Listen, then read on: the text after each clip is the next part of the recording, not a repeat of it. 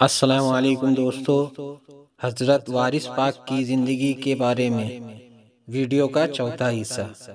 عمر اور بزرگی کے ساتھ کمزوری بھی دکھائی دینے لگی تھی، مگر اس عمر میں بھی آشیانہ عالیہ کے دروازے ہمیشہ کھلے رہتے تھے۔ جس کا جی چاہے بنا روک ٹوک سرکار کے پاس چلا جاتا تھا۔ سن 1905 تک صحت اور خراب ہو گئی اور طبیعت ناساز رہنے لگی، لیکن طبیعت ناساز رہنے کے باوجود کبھی بھی تبلیغ اور ہدایت کے کام کی رفتار کو نہ تو کم کیا، نہ ہی کبھی دوسرے سمے کے لیے ٹالا۔ زندگی کے آخری لمحوں تک تبلیغ اور ہدایت کا فرض ادا کرتے رہے۔ اس سلسلے میں اتنے مشغول تھے کہ کبھی صحت اور مرض کی شدت کا خیال بھی نہ کیا، نہ کبھی کسی سے دکھ تکلیف کا اشارہ تک فرمایا۔ ہر وقت تبلیغ حق اور ہدایت کو اپنایا۔ ویسے بھی آپ کا صبر اتنا مشہور تھا، چہرے کا رنگ بدلا ہوا دیکھ کر لوگ اکثر آپ کا حال معلوم کرتے، مگر آپ مرض کی تکلیف کا اظہار تک نہ فرماتے۔ ڈاکٹر حکیم لاکھ پوچھا کرتے، مگر آپ اپنی زبان سے بیماری کی کوئی علامت تک ظاہر نہ کرتے۔ بس ہر ایک کے جواب میں خدا کا شکر ادا فرماتے رہتے، اور اپنے خادموں کو آپ خود تسلی دیتے اور ان سے اپنی تکلیف کو چھپاتے۔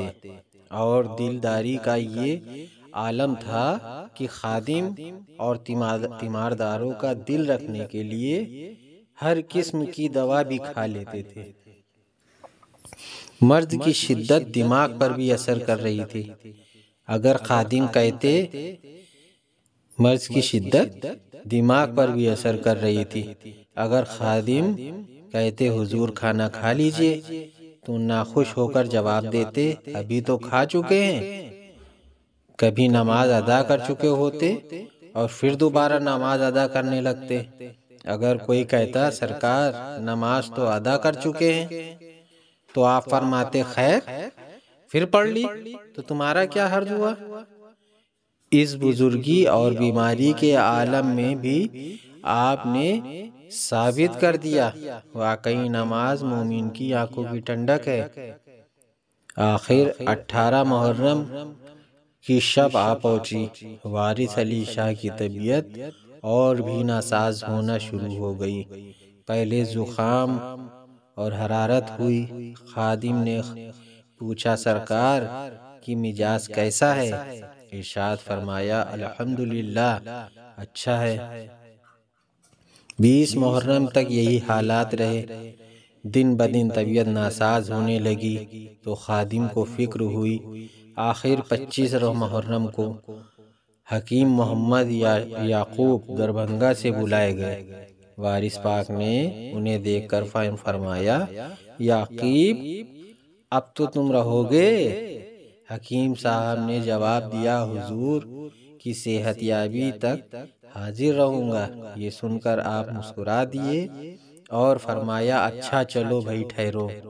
اس دوران نواب عبدالشکور صاحب وارثی نے حکم دیا کہ 1 روپے سے لے کر 1 لاکھ تک دوا کے لیے فوراً ادا کر دیے جائیں گے۔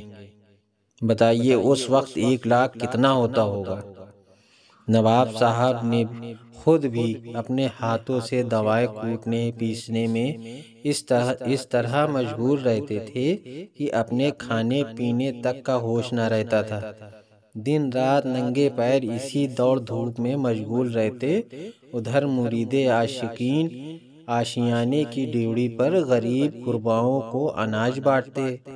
کوئی کپڑا تقسیم کرتا، کوئی نقد روپے خیرات کرتا، کوئی بکرا ذبح کر صدقہ دیتا۔ دن رات وارث پاک کی صحت یابی کے لیے یہ سلسلہ جاری رہتا۔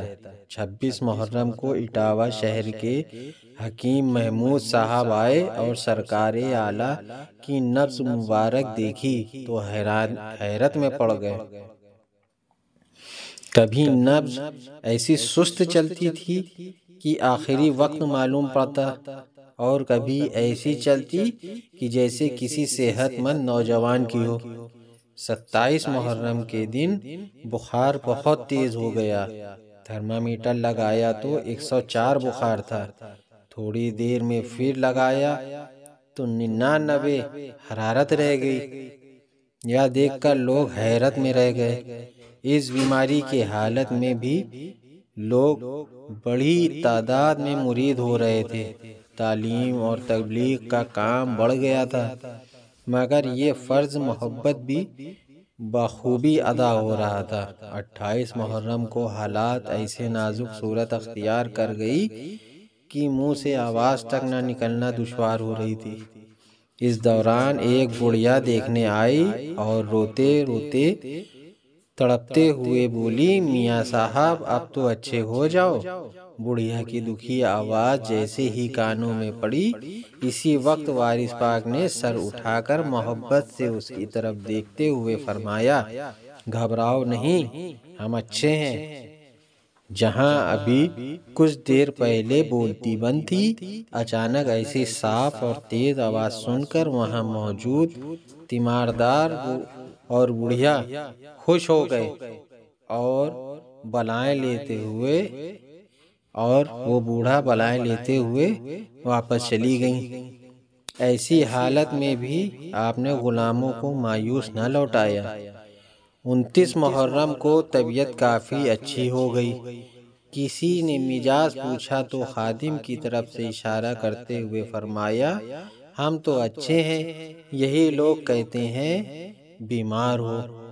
طبیعت کا یہ رنگ دیکھ کر لوگ خوش ہو گئے، ایک دوسرے کو مبارکباد دینے لگے۔ کوئی نقد خیرات بانٹتا، کوئی غلہ تقسیم کرتا۔ اس خوشی کے موقع پر میلاد شریف بھی پڑھوایا گیا، جو پھر ہمیشہ کے لیے ہر سال اسی تاریخ کو آج تک دیواں شریف میں ہوتا رہا ہے۔ آج ہی وزیرستان سے نادر خاں نام کا ایک نوجوان آیا اور سرکار کے پاس حاضر ہو کر رونے لگا کہ مجھ سے حضرت نے وعدہ کیا تھا کہ 3 سال بعد آنا، تمہیں فقیر بنا کر احرام دیں گے۔ یہ سن کر آپ نے آنکھیں کھول دیں اور اٹھ کر بیٹھ گئے۔ نادر خاں کی طرف غور کیا اور پھر لیٹ گئے، اور پھر نادر خاں سے فرمایا، جاؤ آج نہیں کل آنا، کیونکہ 3 سال کی مدت ختم ہونے میں ابھی 1 دن باقی ہے۔ ایسی نازک حالت میں بھی آپ کی ہوش مندی کے یہ عالم تھا۔ اس ساری گفتگو سے یہ عالم تھا صحت کا کہ اتنی سی بات کرنے میں، اتنی سی گفتگو کرنے سے اتنی تھکان ہو گئی تھی کہ پھر طبیعت ناساز ہو گئی۔ اس سے پہلے حکیم عبدالحی صاحب کے علاج سے فائدہ ظاہر ہوا تھا، اس لیے انہی کو پھر بلایا گیا، مگر اب کی بار حکیم صاحب جیسے حاضر ہوئے، وارث پاک نے انہیں تیز نظر سے دیکھ کر فرمایا، اب تم چلے جاؤ۔ یہ سن کر حکیم صاحب جو ہیں حضوری سے اٹھ کر چلے۔ پیر کہیں رکھتے تھے، پڑتے کہیں تھے۔ آنکھیں سرخ بدن چور چور تھا، جس سے معلوم ہوتا تھا کہ حکیم صاحب خالی ہاتھ نہیں جا رہے ہیں۔ 30 محرم کو سخت بے چینی رہی۔ اسی حالت میں ایک بوڑھے نانک شاہی فقیر حاضر خدمت ہوئے۔ ان کو دیکھتے ہی آپ نے فرمایا، تم آ گئے، بیٹھو۔ آخر اسی حالت میں اس فقیر کو توبہ استغفار کر اپنا مرید بنایا۔ احرام عطا فرما کر رسول شاہ کا خطاب دے کر فرمایا، جاؤ خدا کی رضا میں راضی رہنا، مگر ہاتھ نہ پھیلانا، مطلب کہ کسی کے آگے ہاتھ نہ پھیلانا، صرف مانگنا تو اپنے خدا سے مانگنا ہے۔ اس تمام کاموں کے بعد جو تھکان ہوئی تو خماری سی چھا گئی۔ کچھ دیر بعد نہایت ہی دھیمی آواز میں پوچھا کہ کیا وجہ ہے؟ خادم نے جواب دیا 3 بجے ہیں۔ اس پر آپ نے فرمایا ابھی بہت دیر ہے، مشکی گھوڑے کی ٹانگ ٹوٹ گئی ہے، بھیلی آ گئی، 4 بجے سوار ہوں گے۔ یہ سن کر لوگ سکتے میں آ گئے۔ بہت نے اس کا مطلب نکالا۔ مشکی کا مطلب گھوڑا، دراصل کالی رات، مشکی کا مطلب گھوڑا۔ یہ لوگوں نے مطلب نکالا کہ کالی رات ہے جس کی ٹانگ ٹوٹ گئی ہے، یعنی رات اب ختم ہو رہی ہے۔ بھیلی سے مراد یہ ہے کہ سفر آخرت کی سواری آ گئی ہے۔ روانگی کے لیے صبح 4 بجے کا وقت مقرر ہے۔ یہ مطلب جو وہاں پہ لوگ تھے انہی نے یہ ترجمہ کیا۔ طبیعت میں بے خماری اور بے چینی جاری تھی، مگر کل والے وزیرستانی خان صاحب حاضر ہوئے تو وارث پاک نے آنکھیں کھول دیں۔ وعدے کے مطابق آج 3 سال کی مدت ختم ہو چکی تھی اور آج چوتھے سال کا پہلا دن تھا۔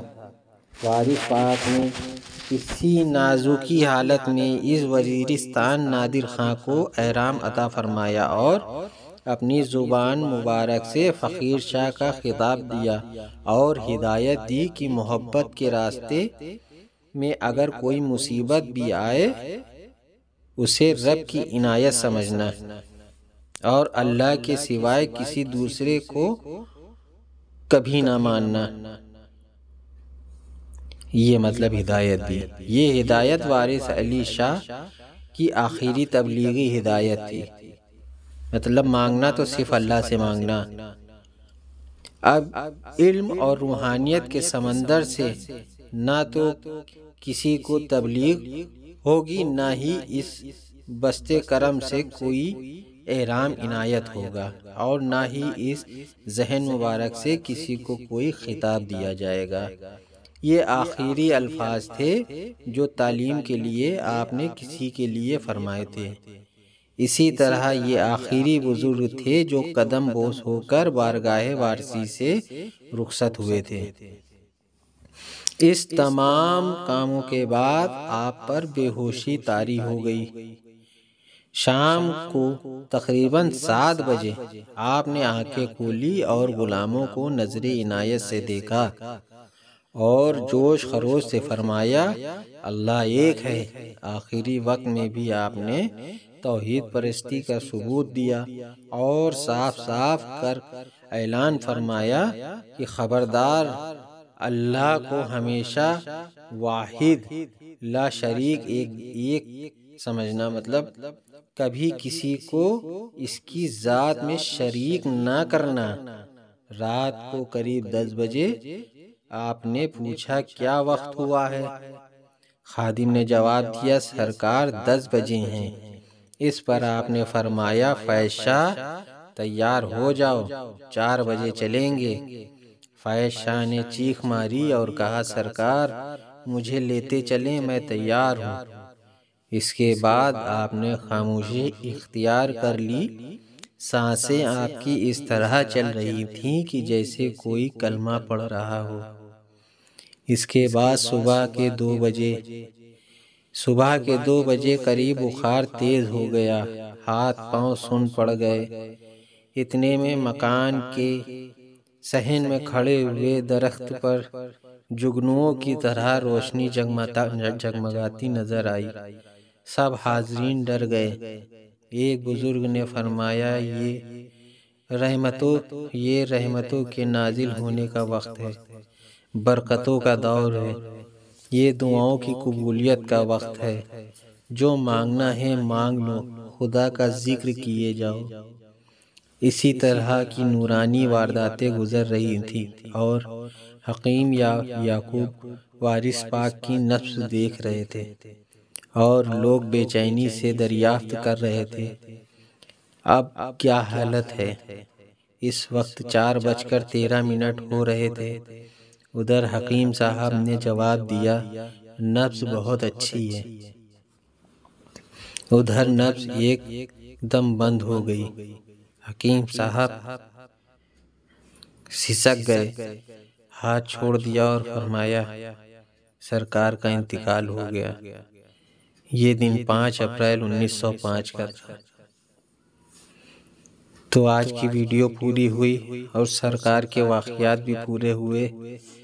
اب آپ سب دوست خوش رہیے، بہت خوش رہیے، اور اپنے بھائی کو سپورٹ کریے، چینل کو لائک کریے اور سبسکرائب کریے۔ السلام علیکم۔